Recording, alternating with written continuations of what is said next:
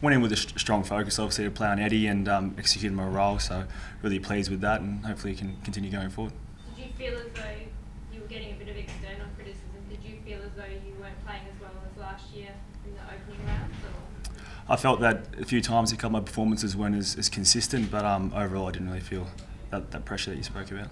Has the leadership role changed the way you expect your own game, or the way you expect to perform? Yeah, obviously I'm a lot more demanding, a lot more rigorous on myself because I am in the leadership role and put a lot more pressure on yourself, but I don't think that affects the way I play. Usually when players line up on an Eddie Betts, they just focus on stopping Eddie Betts, but you had a heap of the footy as well. Take us through that game, and was that important also to have a bit of a run-off role? Yeah, Eddie's a very dangerous player and he can really do anything. 5 minutes of footy and kick 3 goals, so it was really strong focus to shut him down first. And unlike a lot of the other small forwards I play on, Eddie's really a ball player and takes you to the ball, so I was involved in around the contest a bit more, and second efforts and joining and that sort of thing assisted, and I was lucky enough to get a few handballs, a few extra kicks. Lee, are you going to take on more responsibility with Michael Johnson out and potentially Luke as well? Yeah, so look, the whole back line really is a united group, and we always stand up, and we've still got Zach Dawson down there, very experienced, Garrett Gibson 100 plus, Paul Duffield, also a lot of games, so a lot of the players will stick together and stand up. Lee, can you give us an update on Michael Johnson? How's he going? Yeah, so I haven't seen the medical report or anything like that yet, so I'm still waiting to find out later in the day. And Luke McFarlane, any Same result. You've been on the wrong side of the inside 50 counts the last 2 weeks, but dominated the games. How important is the pressure upfield for the defensive back six in terms of the quality of football that's coming in and your ability to drop off, take marks, redirect? Yeah, definitely. You've said it right there. The pressure that the mids apply, the forwards, Ballantyne, Main, what they put on the ball, and it comes in rushed and makes it a lot easier. So it's not always to advantage of the forwards and etc. and those sort of things. So that's a big difference, and also the mids getting back and helping us out. Have you worked a bit harder this year on your transition from defensive 50 through to the forward 50, and does it start with you guys in the back six in terms of that ball movement? I think a lot of teams are trying to get the ball out of defence as quickly as possible, so if you can get out there quicker into attack, and you have more chance to score. So I think a lot of teams, especially you see the really good sides at the moment, like Port, Hawthorn, Geelong and Sydney, are really moving it really quickly.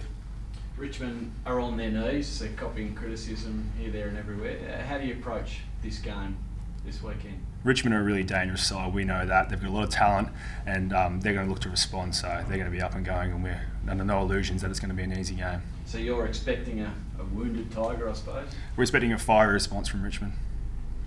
Physical, fiery, or how do you teams that come off such bad runs, I think they've lost 5 of their last 6. They'll want to make a statement and respond, so they're going to come out looking to win and take it to us, so there's no doubt in our mind it's going to be a challenge from a 4-quarter effort and go to work. What about the opportunity to play on the MCG? Has the form of late there hasn't been great? I guess the last 2 games have been lost, but is that a good opportunity to once again play on that ground? Look, we want to be an anywhere, anytime team. We spoke about that, and it's another opportunity to put that to practice this week. Clarify for me, there's some confusion on the weekend. How many premierships did you win at Central Districts? 2. So 1, 2. Played in 3 grand finals and then losing. Did you get any contact from the Adelaide sides while you were there? I spoke to Adelaide Crows, yeah. Spoke to Port 1 year before I went to Adelaide, and that, yeah.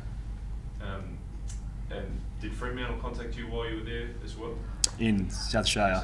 Yeah, they did. Yeah. How does it feel playing against guys that you potentially, or you've seen in the SANFL, and also teams that you potentially might have gone to in the past? Yeah, like a lot of players end up playing against mates from junior footy and other states where they played previously. So once you cross the line, it's the old analogy, enemies across the line. As soon as the siren goes, your mates again. So once you cross the line, it's game on.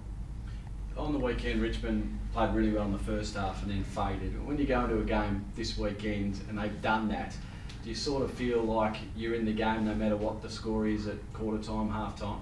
Regardless of who we're playing or regardless of the scoreboard, we always feel like we're in the game, whether we want to have the same intensity and same application regardless of whether 50 points up or 50 points down. So that's our mindset. Did you watch their game on the weekend? I didn't see, I only saw a little bit of the third quarter. we likely have to take someone like Dustin Martin if he floats forward this weekend. Have you had a think about who you might get? We haven't had a good look as a defensive group or a match committee yet. We're only my really first session back after the game. So as the week goes on, over the next couple of days, we'll assess and have a look more at the matchups. But Dustin Martin did play very well on the weekend. You had a difficult match against them, not you personally, but the side against the MCG last year. Who did you take in that? Played a little bit on Jake King that day. And a few people rotated through, and Cochin came forward for a little bit.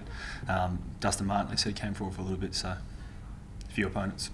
Have you had a word to the forwards about kicking their goals after? Look, we got a lot of entries, and that's the positive. Like every game, no game's a complete performance, so we're looking to improve and keep building our footy, and that's one area we can improve. So we're looking to increase accuracy across the whole board, not just the forwards. Has Zach been up and about? Zach Dawson? Yep. Yeah, he's pretty excited, you can tell from the celebration, so it's always good to see a bit of that, a bit of enjoyment of footy. He could be the partner in crime for Pav, maybe, or do you think he has to stay back? The two towers, Zach Dawson and Pav. Just quickly on Hayden's bump, I mean, looking at that as a player, do you know what you can and can't do out there right now? I mean, that looked like a good attack on the football to a lot of people who saw it.